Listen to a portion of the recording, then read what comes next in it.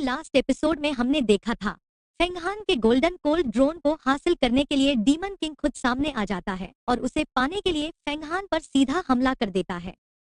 इस हमले की वजह से फेंगहान बुरी तरह घायल हो जाता है, लेकिन इसके बावजूद वो किसी तरह अपनी जान बचाने में कामयाब हो जाता है। इसके बाद डीमन किंग उस कोल्ड ड्रोन को अपने कंट्रोल में लेने के लिए उसे रिफाइन करने की कोशिश करता है, लेकिन तभी फेंगहान लॉन्ग शान और फेंग शाओलिन की मदद से अपनी ताकतों को एक साथ मिलाता है और डीमन किंग पर काउंटर अटैक करता है। इसी दौरान हमें दिखाया जाता है कि फेंगहान डीमन किंग को मार देता है, लेकिन तभी अचानक उसकी बॉडी से एक जेड टैबलेट निकलती है जो टाइम और स्पेस को पूरी तरह से फ्रीज कर देती है और डीमन लॉर्ड को उस डोमेन से बाहर निकाल ले आती है, जिससे वो बच जाता है। इसके बाद डीमन लॉर्ड फेंगहान और उसके साथियों पर भारी पड़ने लगता है और उनके कोल्ड ड्रोन को पूरी तरह एक जगह लॉक कर देता है। मजबूरी में फेंगहान खुद को फोर्स करता है और ड्रैगन स्क्रिप्चर की पावर का इस्तेमाल करते हुए ब्रेक थ्रू करने की कोशिश करता है, जिसमें वो कामयाब हो जाता है और अवतार रियल्म के 3rd लेवल को अचीव कर लेता है। वो खुद से कहता है कि अगर उस पर इतना स्ट्रॉन्ग प्रेशर ना होता तो शायद वो कभी भी यह ब्रेक थ्रू नहीं कर पाता, और फिर डीमन लॉर्ड को धन्यवाद देते हुए कहता है कि तुमने मुझे इतना फोर्स किया, इसके लिए शुक्रिया। यह सुनकर डीमन लॉर्ड मुस्कुरा देता है, लेकिन वहीं खड़ा वांडिंग जब यह सब देखता है तो डीमन लॉर्ड उसे गुस्से से घूरता है, जैसे कि फेंगहान ने उसकी इंसल्ट कर दी हो, जबकि वांडिंग को कुछ समझ ही नहीं आता। इसी बीच लॉन्ग जवान फेंगहान से पूछती है कि आखिर तुम क्या खाकर आए हो, जो एक के बाद एक ब्रेक थ्रू करते जा रहे हो, और यह इस जर्नी का तुम्हारा तीसरा ब्रेक थ्रू है। फेंग शाओलिन भी मजाक में कहती है कि लगता है तुमने ब्रेक थ्रू करने की कोई फैक्ट्री ही खोल रखी है। इस पर फेंगहान कहता है कि अब जब उसने ब्रेक थ्रू कर लिया है तो उसके कोल्ड ड्रोन को कंट्रोल करने की पावर और उसकी स्ट्रेंथ दोनों ही और ज्यादा बढ़ चुकी है, और अब वो दिखाएगा कि कैसे वो इस कोल्ड ड्रोन को डीमन लॉर्ड के चुंगल से छुड़ाता है। यह कहते ही फेंगहान तुरंत वब्यान टेक्निक का इस्तेमाल करता है, जो असल में एक डेमोनिक टेक्निक होती है। इस टेक्निक के जरिए वो एक बेहद पावरफुल डीमन स्केलेटन किंग को समन करता है, जिसका विशाल पंजा जमीन से बाहर निकलता है और उसका साइज बेहद डरावना होता है। फेंगहान उसे बुलाते हुए कहता है कि चलो माइटी डीमन किंग, बाहर आ जाओ। जैसे ही वो जॉइंट डीमन किंग पूरी तरह जमीन से बाहर आता है, उसका साइज कई गुना बड़ा दिखाई देता है, जिसे देखकर खुद डीमन लॉर्ड भी हैरान रह जाता है कि आखिर फेंगहान ने डेमोनिक टेक्निक कैसे यूज कर ली। इसके बाद फेंगहान उस डीमन किंग को पूरी तरह कंट्रोल में लेकर अपनी एनर्जी से एक जबरदस्त अटैक करता है, जो एक पावरफुल एनर्जी बीम की तरह सबकी तरफ बढ़ता है, लेकिन डीमन लॉर्ड अपने चारों तरफ बैरियर बनाकर खुद को बचा लेता है। फेंगहान अपने साथियों से कहता है कि यही सही मौका है और सबको वहां से निकलने के लिए कहता है। यह कहते हुए वो अपने कोल्ड ड्रोन को कंट्रोल करता हुआ तेजी से वहां से दूर जाने लगता है। इसे देखकर डीमन लॉर्ड गुस्से में कहता है कि तो तुम भागना चाहते हो, लेकिन किसने कहा कि मैं तुम्हें जाने दूंगा। यह कहते ही वो डीमन एम्परर फॉर्मेशन क्रिएट करता है और वांडिंग से कहता है कि अब यह उसके कंट्रोल में है और वो जाकर उन लोगों को रोके। यह सुनकर वांडिंग खुश हो जाता है और कहता है कि आखिरकार उसे भी परफॉर्म करने का मौका मिल गया, और तुरंत कोल्ड ड्रोन का पीछा करने लगता है। जब जॉइंट डीमन किंग यह देखता है कि वांडिंग उनका पीछा कर रहा है तो वो डीमन लॉर्ड को छोड़कर वांडिंग पर हमला करने के लिए पलटता है, लेकिन तभी डीमन लॉर्ड कहता है कि इधर-उधर देखने की जरूरत नहीं है, तुम्हारा अपोनेंट मैं हूँ, और यह कहते ही वो डीमन किंग पर हमला कर देता है। दूसरी तरफ कोल्ड ड्रोन तेजी से आगे बढ़ रहा होता है और वांडिंग भी उसके पीछे पीछे आता जा रहा होता है। उसके पेट में मौजूद छोटा सा फेस किसी टेक्निक को एक्टिवेट करने वाला होता है। वहीं डीमन लॉर्ड लगातार डीमन किंग को चेतावनी देता है कि अगर उसने एक पल के लिए भी नजर हटाई तो उसकी जान चली जाएगी, और इतना कहते ही वो डीमन किंग के हाथ पर हमला करके उसका पूरा हाथ उखाड़ कर फेंक देता है। यहाँ पर वांडिंग अपने पेट में मौजूद उस छोटे से फेस के साथ एक बार फिर से पावरफुल अटैक करने की तैयारी करता है, और हमें दिखाया जाता है कि वो डीमन एम्परर के ट्रेजर की मदद से चारों तरफ एक बहुत ही बड़ा डोमेन क्रिएट कर लेता है। उस डोमेन के चारों ओर उसकी एनर्जी गोल गोल घूमने लगती है और इसी के साथ वांडिंग का साइज भी कई गुना बढ़ जाता है। इसके बाद हमें दिखाया जाता है कि वांडिंग के पेट में मौजूद उस फेस के मुंह से एक विशाल चेन बाहर निकलती है, जबकि दूसरी तरफ फेंगहान का कोल्ड ड्रोन अब ज्यादा दूर नहीं जा पा रहा होता और एक ही जगह गोल गोल घूमने लगता है। यह देखकर फेंगहान पूरी तरह कंफ्यूज हो जाता है कि आखिर यह सब क्या हो रहा है। तभी यान उसे बताता है कि यह सब मदर एंड चाइल्ड डीमन की वजह से हो रहा है और उन्होंने एक खास एरे टेक्निक यूज की है जिसके जरिए वो इस किंग कोल्ड ड्रोन की पावर को सप्रेस करने की कोशिश कर रहे हैं। यान यह भी बताता है कि इस तरह की टेक्निक सिर्फ हेवन एंड डीमन वॉर के दौरान इस्तेमाल की जाती थी और अगर कोई एक बार इसमें फंस जाए तो वहां से निकलने का कोई रास्ता नहीं होता। इसके बाद वांडिंग अपने पेट में मौजूद उस जॉइंट फेस को उनकी तरफ रिलीज करता है जिसे देखकर फेंगहान भी पूरी तरह हैरान रह जाता है क्योंकि वो जॉइंट फेस पूरे गोल्ड ड्रोन के साथ उन सबको निगल लेता है जिसकी वजह से सभी लोग पूरी तरह आउट ऑफ बैलेंस हो जाते हैं। इस हालात में फेंगहान परेशान होकर सोचने लगता है कि उसे कुछ तो करना ही होगा, चाहे शॉर्ट टेक्निक यूज करे या फिर कोई बैरियर बनाए, लेकिन वो समझ नहीं पा रहा होता कि आखिर उस डीमन के खिलाफ कौन सी चीज काम आएगी। तभी लोंग शान और फेंग शाओलिन आगे आती है और उसे समझाती है कि जब भागने का कोई रास्ता नहीं है तो क्यों न थोड़ी देर के लिए शांत रहकर अपनी एनर्जी रिकवर की जाए और कोई ठोस प्लान बनाया जाए। वो कहती है कि आखिरकार यह एक रॉयल कोल्ड ड्रोन है, इसे तोड़ना आसान नहीं है और ना ही कोई उन्हें यहाँ से बाहर निकाल सकता है, इसलिए उनके पास पर्याप्त समय है और वो जब चाहें इस कोल्ड ड्रोन के साथ दोबारा अटैक कर सकते हैं। इसी बीच फॉलिन सुझाव देती है कि क्यों न फेंगहान अपने स्केलेटन डीमन की मदद से बाहर से रहकर उन लोगों को हराने की कोशिश करे। इस पर फेंगहान भी मान जाता है और कहता है कि उसे 4 आई डीमन का इस्तेमाल करते हुए कुछ ना कुछ करना ही चाहिए, लेकिन इससे पहले कि वो कोई कदम उठाता, दूसरी तरफ से डीमन लॉर्ड अपनी शॉट के साथ उस स्केलेटन डीमन पर हमला करता है और उसका सिर अलग कर देता है, जिससे वो स्केलेटन डीमन पूरी तरह बेकार हो जाता है। इसके बाद डीमन लॉर्ड तंज कसते हुए कहता है कि सिर्फ ऐसी बचकानी टेक्निक्स के सहारे वो खुद को उससे नहीं बचा सकता।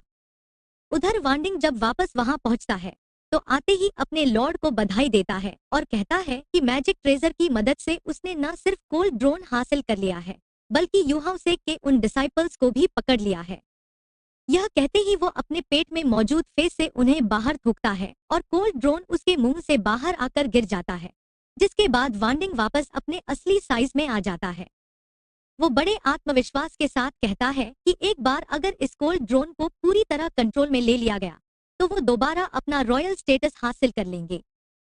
लेकिन डीमन लॉर्ड उसे तुरंत रोकते हुए कहता है कि इतनी जल्दी खुश होने की जरूरत नहीं है, क्योंकि वो लोग अभी भी कोल्ड ड्रोन के अंदर हैं और वहां रहते हुए भी रेजिस्ट कर सकते हैं। वो साफ कहता है कि इस वक्त वो यहाँ इस कोल्ड ड्रोन को रिफाइन नहीं कर सकता और इसके लिए उसे इसे वापस अपने पैलेस में ले जाना होगा, जहां उसके पास एक खास ट्रेजर है जो इस किंग कोल्ड ड्रोन को आसानी से रिफाइन कर सकता है। इस पर वांडिंग कहता है कि उसे भरोसा है कि डीमन लॉर्ड इसे रिफाइन कर सकता है, लेकिन जब तक वो लोग इसके अंदर हैं, तब तक वो लगातार रेजिस्ट करते रहेंगे और रिफाइनिंग में दिक्कत पैदा करेंगे, इसलिए बेहतर होगा कि पहले उन्हें बाहर निकालकर खत्म कर दिया जाए।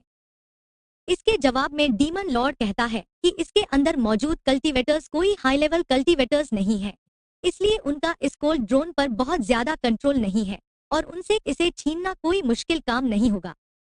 उसके पास इस कोल्ड ड्रोन को वापस लेने के और भी तरीके हैं, इसलिए फिलहाल सबसे जरूरी है कि वो सभी अपने कैसल वापस लौटें। यह कहते ही वो लोग तुरंत टेलीपोर्ट होकर वहां से अपने कैसल पहुंच जाते हैं और कोल्ड ड्रोन को भी साथ ले आते हैं, जहां डीमन लॉर्ड अपनी विशाल कुर्सी पर बैठता है। डीमन लॉर्ड अपने कैसल में आकर अपनी विशाल कुर्सी पर बैठ जाता है और उसके हाथ में वही किंग कोल्ड ड्रोन होता है। वो उसे बड़े गौर से देखता है और इतना खुश दिखाई देता है जैसे अभी अभी पूरी डीमन आर्मी का जनरल बन गया हो, जिसमें सारे डीमन क्लैंस शामिल हों। इसके बाद वो वांडिंग से कहता है कि इस किंग कोल्ड ड्रोन का कोर पूरी तरह प्योर यंग एनर्जी से बना हुआ है और इसे रिफाइन करने के लिए उसे सिर्फ और सिर्फ 9 यंग होली वाटर की जरूरत है। यह कहते ही वो 9 यंग होली वाटर का एक पॉट बाहर निकालता है, जिसमें भारी मात्रा में 9 यंग वाटर भरा होता है। डीमन लॉर्ड बताता है कि यह प्योर 9 यंग वाटर किसी भी एरे और सील को आसानी से तोड़ सकता है। तभी वांडिंग सुझाव देता है कि क्यों न पहले इस 9 यंग वाटर की मदद से किंग कोल्ड ड्रोन को पूरी तरह सप्रेस कर दिया जाए, ताकि इसके अंदर मौजूद सभी एरेज डिस्ट्रप्ट हो जाएं। उसके बाद जब 9 यंग किंग वापस आएगा तो उसकी मदद से इस किंग कोल्ड ड्रोन को पूरी तरह रिफाइन कर लिया जाएगा और फिर वे अपनी मर्जी से किसी के साथ भी अलायंस बना सकेंगे, जिससे उनका मिशन भी पूरा हो जाएगा। लेकिन यह सुनते ही डीमन लॉर्ड गुस्से से वांडिंग को घूरता है।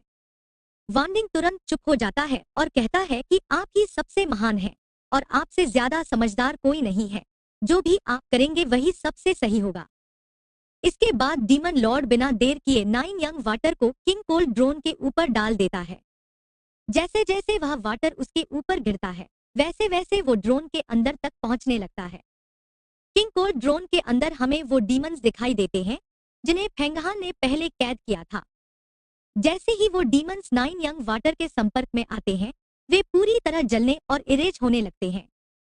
पूरी किंग कोल्ड ड्रोन के अंदर 9 यंग वाटर की बारिश होने लगती है। यह देखकर फेंगहान, लॉन्ग शान और फेंग शाओलिन तीनों ही घबरा जाते हैं कि आखिर अंदर यह सब क्या हो रहा है, क्योंकि वो ड्रॉप्स अब उन्हें भी नुकसान पहुंचाने लगते हैं। इस हालात में वो लोग तुरंत उस जगह को छोड़कर नीचे की तरफ एक दूसरी जगह चले जाते हैं और वहां एक पावरफुल शील्ड बनाकर खुद को उन ड्रॉप से बचाते हैं। इसके बाद फेंगहान अपने दोस्तों से पूछता है कि क्या उन्हें पता है कि यह आखिर है क्या, लेकिन किसी को भी इसकी सही जानकारी नहीं होती। तभी ड्रैगन स्क्रिप्चर के अंदर मौजूद यान सामने आता है। जैसे ही वो 9 यंग वाटर की एक ड्रॉप को अपने हाथों में अब्सॉर्ब करता है, उसे तुरंत समझ आ जाता है कि यह 9 यंग वाटर है। यह जानकर यान इतना खुश हो जाता है कि खुशी के मारे वो अपने आप फेंगहान की बॉडी से बाहर निकल आता है। उसे देखकर फेंग शाओलिन और लॉन्ग शान हैरान हो जाती हैं और फेंगहान से पूछती हैं कि यह क्या है और तुम्हारी बॉडी से कैसे निकला। इस पर फेंगहान बताता है कि इसका नाम यान है और यह येलो स्प्रिंग वाटर का डिसाइपल है, जिसने खुद को येलो स्प्रिंग वाटर का गार्डियन बना लिया है। यह सुनकर लॉन्ग शान कहती है कि अब समझ में आया कि तुम्हारी बॉडी का असली सीक्रेट क्या है, यानी येलो स्प्रिंग वाटर। इधर यान लगातार 9 यंग वाटर को अब्सॉर्ब करता रहता है और उन सभी को चेतावनी देता है कि वे लोग तुरंत इस 9 यंग वाटर से दूर रहें, क्योंकि अगर वे ज्यादा ताकतवर नहीं हुए तो यह वाटर उन्हें पूरी तरह खत्म कर देगा और वे सब यंग एनर्जी में कन्वर्ट हो जाएंगे। इसके बाद यान फेंगहान से कहता है कि तुरंत वो वुड फ्रैगमेंट बाहर निकाले ताकि वह इस 9 यंग वाटर को अब्सॉर्ब कर सके। यह सुनते ही फेंगहान हामी भरता है और अपने माइंड से वही वुड पीस बाहर निकालता है जिसमें उसने हेवनली कटिंग टेक्निक को मर्ज किया था। जैसे ही वह वुड पीस होली वाटर के संपर्क में आता है, वह अपने आप एक्टिव हो जाता है। वहीं दूसरी तरफ डीमन लॉर्ड फेंगहान से कहता है कि बच्चे, क्या तुम अब भी हार नहीं मानोगे? क्या तुम सच में चाहते हो कि 9 यंग वाटर तुम्हें पूरी तरह यंग एनर्जी में रिफाइन कर दे? लेकिन अंदर से फेंगहान जवाब देता है कि उन्हें किसी भी बात की टेंशन लेने की जरूरत नहीं है, क्योंकि यह कोल्ड ड्रोन अंदर से पूरी तरह प्रोटेक्टेड है। न तो उन्हें सर्दी लगेगी, न गर्मी, और न ही यह होली स्प्रिंग वाटर उनके किसी मेंबर को नुकसान पहुंचा सकता है। ऊपर से उनके पास खाने पीने की इतनी चीजें मौजूद हैं कि वे यहाँ आराम से 6 महीने तक भी गुजारा कर सकते हैं। यह सुनकर डीमन लॉर्ड परेशान हो जाता है। हालांकि वांडिंग कहता है कि इन लोगों के पास आखिर इतना पानी कहां से आएगा। जैसे ही उनका पानी खत्म होगा, वे लोग अपने आप बाहर आ जाएंगे और यह यंग एनर्जी उन्हें धीरे धीरे रिफाइन करके प्योर एनर्जी में बदल देगी। यह सुनकर डीमन लॉर्ड कहता है कि अगर ऐसा है तो अब वो कोई भी कसर नहीं छोड़ेगा, और यह कहते ही वो 9 यंग वाटर को और तेजी से इस्तेमाल करने लगता है। इसके बाद डीमन लॉर्ड अपनी पूरी ताकत के साथ 9 यंग वाटर उन लोगों के ऊपर उंडेल देता है। उस पोर्ट से और भी ज्यादा 9 यंग वाटर नीचे गिरने लगता है, जिसकी वजह से किंग कोल्ड ड्रोन के अंदर एक बार फिर 9 यंग वाटर की मूसलाधार बारिश शुरू हो जाती है। डीमन लॉर्ड ठंडे अंदाज में कहता है कि अब वो देखना चाहता है कि आखिर वे लोग इसके अंदर कितनी देर तक सरवाइव कर पाते हैं और कब तक इस तरह जिद किए रहते हैं। लेकिन इसी बीच हमें दिखाया जाता है कि वो छोटा सा वुड पीस जैसे जैसे 9 यंग वाटर को अब्सॉर्ब करता है, वैसे वैसे उसकी ब्रांचेस बड़ी होने लगती हैं और वो धीरे धीरे फैलना शुरू कर देता है। यह देखकर सभी लोग हैरान रह जाते हैं और कहते हैं कि यह वुड ट्री लगातार बड़ा होता जा रहा है और 9 यंग वाटर इसे बहुत तेजी से ग्रो कर रहा है। ऐसा लग रहा होता है जैसे वो छोटा सा वुड पीस खुद ब खुद जिंदा हो गया हो, क्योंकि 9 यंग वाटर के असर से वो पूरी तरह तरोताजा हो चुका होता है। कुछ ही पलों में वो छोटा सा वुड पीस एक पूरे ट्री में बदलने लगता है। उसकी जड़ें निकल आती हैं, शाखाएं फैल जाती हैं और यहाँ तक कि उसके पत्ते भी बाहर आ जाते हैं। अब वह वुड पीस एक पूरा सीक्रेट डिवाइन ट्री बन चुका होता है। यह नजारा देखकर फेंगहान खुद भी हैरान रह जाता है और कहता है कि उसने अपनी जिंदगी में कभी ऐसा दृश्य नहीं देखा। इसी दौरान हमें दिखाया जाता है कि वो डिवाइन ट्री अपनी जड़ों को खुद ही कोल्ड ड्रोन से बाहर की तरफ बढ़ा रहा होता है। उसकी जड़ें कोल्ड ड्रोन से निकलकर उस पोर्ट तक पहुंच जाती हैं, जिसके अंदर डिवाइन वाटर मौजूद होता है, और वो पोर्ट को पूरी तरह जकड़ लेती हैं। जैसे ही डीमन लॉर्ड यह सब देखता है, वो तुरंत 9 यंग वाटर की बोतल पकड़ने की कोशिश करता है, लेकिन उससे पहले ही वो जड़ें बोतल को खींचकर वापस किंग कोल्ड ड्रोन के अंदर ले आती हैं और सीधे फेंगहान के हवाले कर देती हैं। ऐसा लगता है जैसे उस डिवाइन ट्री के अंदर अपनी एक कॉन्शियसनेस मौजूद हो, जो अपने ओनर को पहचानता है सकता है। यह कहते ही डीमन लॉर्ड अपने स्पीयर के साथ फेंगहान पर ताबड़तोड़ स्प्लैश अटैक शुरू कर देता है। फेंगहान जैसे ही उन्हें डॉज करता है, डीमन लॉर्ड उसके बिल्कुल पास पहुंच जाता है और बेहद तेज स्पीड के साथ एक के बाद एक वार करने लगता है, जिससे फेंगहान को उन्हें डॉज करने में काफी मुश्किल होने लगती है। फेंगहान को भले ही जबरदस्त दबाव का सामना करना पड़ रहा होता है, लेकिन फिर भी वो न तो पीछे हटता है और न ही हार मानता है। वो लगातार डीमन लॉर्ड के साथ बराबरी की फाइट करने की कोशिश करता रहता है। हमें साफ दिखाई देता है कि फेंगहान उसे कांटे की टक्कर दे रहा है और अपनी एनर्जी के दम पर डीमन लॉर्ड को पीछे धकेलते हुए खुद से काफी दूर हटा देता है। यह देखकर डीमन लॉर्ड मान लेता है कि उसे अंदाजा नहीं था कि फेंगहान की स्वॉर्ड स्किल्स इतनी बेहतरीन होंगी। वो स्वीकार करता है कि उसने फेंगहान को अंडर एस्टिमेट करने की गलती की है, लेकिन फिर वांडिंग से कहता है कि इस लड़ाई को वो खुद हैंडल करेगा और वांडिंग को आदेश देता है कि किंग कोल्ड ड्रोन पर नजर रखे ताकि वो कहीं भाग न जाए। इतना कहते ही डीमन लॉर्ड फौरन हवा में ऊपर उठ जाता है। फेंगहान उसकी तरफ देखता है, हल्की मुस्कान देता है और तुरंत हेवनली कटिंग टेक्निक के साथ चारों तरफ ढेर सारे हेवनली कटिंग स्प्लैश रिलीज कर देता है, जो हर दिशा में फैलते हुए आसपास की हर चीज को तबाह करने लगते हैं। यह देखकर demon Lord heavenly डीमोन escape technique का इस्तेमाल करता है और बड़ी आसानी से उन अटैक्स से बचते हुए दूसरी जगह पहुंच जाता है। इसके बाद वो फेंगहान को रोकने के लिए डेमोनिक मंत्र पढ़ना शुरू कर देता है। उन डेमोनिक मंत्रों से इतनी पावरफुल शॉकवेव्स निकलती हैं कि फेंगहान के सिर में असहनीय दर्द होने लगता है। इस हालत में वो न तो कोई अटैक कर पाता है और न ही ठीक से समझ पाता है कि उसके साथ हो क्या रहा है। जब फेंगहान पूरी तरह आउट ऑफ कंट्रोल होने लगता है, तभी डीमन लॉर्ड अचानक रुक जाता है और तंज कसते हुए कहता है कि उसने सोचा था फेंगहान को मारने में काफी वक्त लगेगा, क्योंकि वो कोल्ड ड्रोन से बाहर नहीं आएगा, लेकिन बाहर आकर उसने बहुत बड़ी गलती कर दी है। अब उसे मारना उसके लिए कोई बड़ी बात नहीं है और वह उसे बेवकूफ तक कह देता है। यह कहते हुए डीमन लॉर्ड फेंगहान को पकड़ने के लिए हाथ आगे बढ़ाता है, लेकिन उसी पल यान वहां पहुंच जाता है और डीमन लॉर्ड पर अचानक हमला करके उसे पीछे धकेल देता है। हम देखते हैं कि यान पलक झपकते ही डीमन लॉर्ड पर एक के बाद एक अटैक करना शुरू कर देता है। उसकी स्पीड इतनी ज्यादा होती है कि डीमन लॉर्ड पूरी तरह चौंक जाता है। यान उसे किक मारकर दूर उड़ा देता है और जब डीमन लॉर्ड इधर उधर देखकर समझने की कोशिश करता है कि यान कहाँ गया, तभी यान ऊपर से आकर उसके स्पीयर पर वार करता है और उसे बीच से तोड़ देता है। इसके साथ ही यान इमोर्टल ग्रेट हैंड टेक्निक का इस्तेमाल करता है, जो बेहद जोरदार तरीके से डीमन लॉर्ड को हिट करती है। इस अटैक से डीमन लॉर्ड बुरी तरह घायल हो जाता है और जमीन पर गिरकर पड़ा रहता है।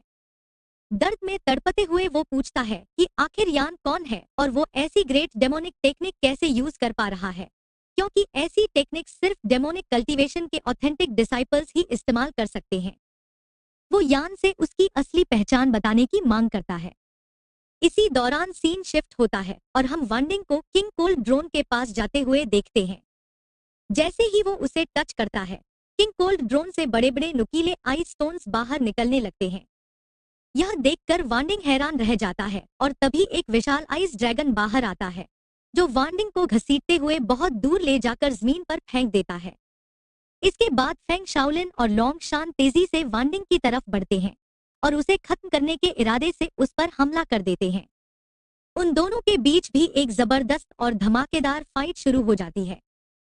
फिर सीन दोबारा डीमन लॉर्ड पर शिफ्ट होता है।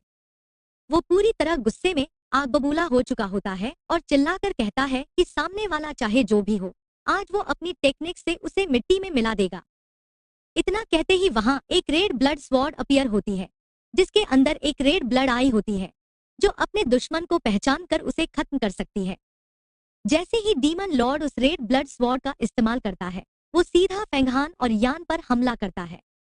हालांकि दोनों ही उस रेड ब्लड स्वॉर्ड से खुद को बचाते हुए उससे दूरी बना लेते हैं, लेकिन हालात लगातार और भी खतरनाक होते जा रहे होते हैं।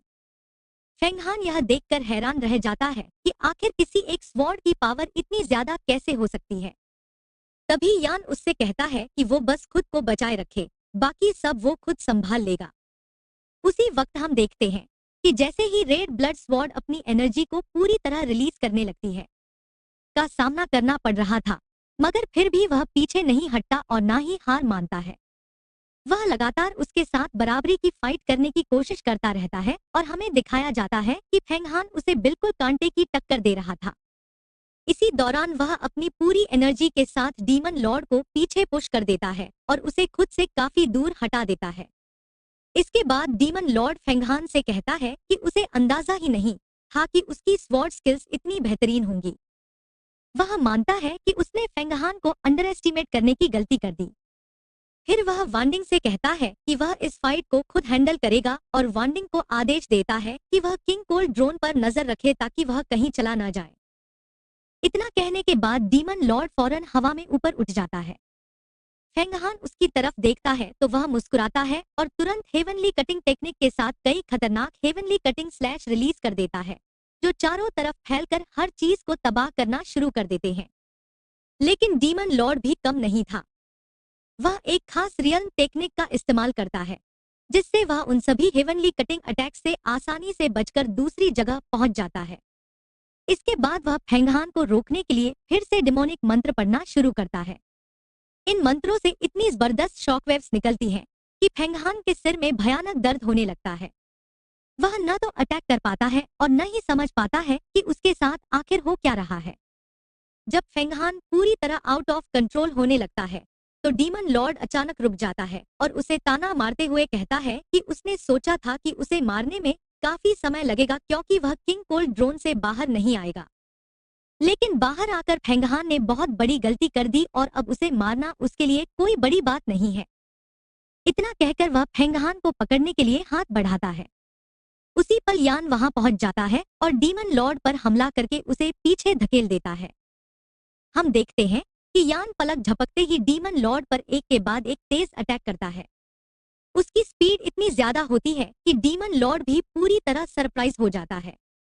जैसे ही यान उसे किक मारकर दूर करता है, डीमन लॉर्ड इधर उधर देखने लगता है, लेकिन तभी यान ऊपर से आकर उसके स्पीयर पर वार करता है और उसे बीच से तोड़ देता है। इसके बाद यान इमोर्टल ग्रेट हैंड टेक्निक का इस्तेमाल करता है, जो पूरी ताकत के साथ डीमन लॉर्ड को हिट करती है।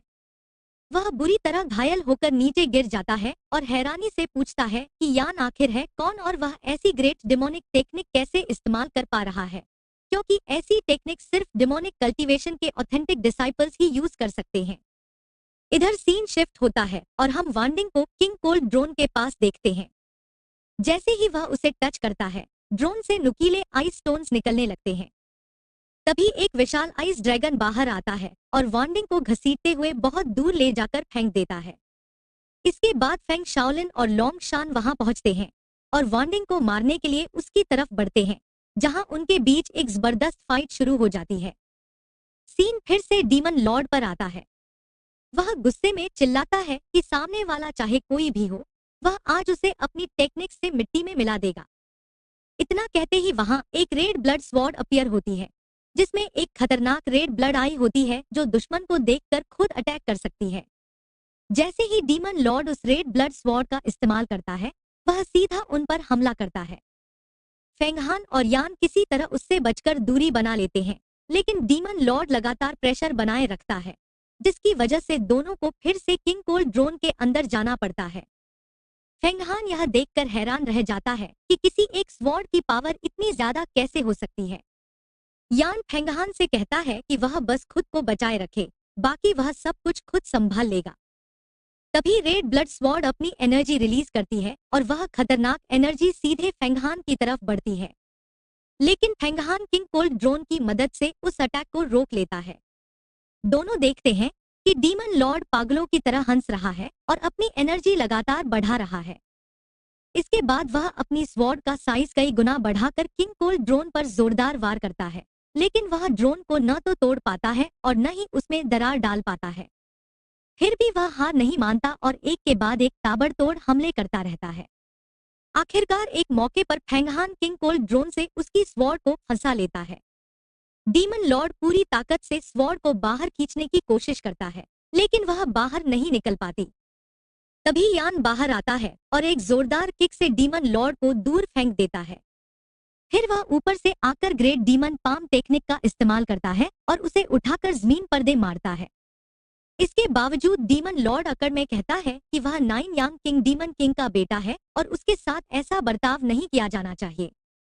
लेकिन यान साफ कह देता है कि उसे इससे कोई फर्क नहीं पड़ता कि वह कौन है या किसका बेटा है।